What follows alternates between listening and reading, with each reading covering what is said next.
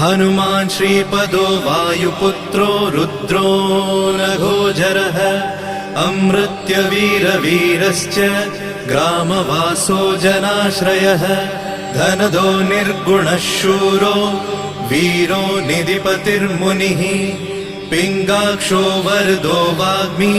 Sita शोकविनाशकः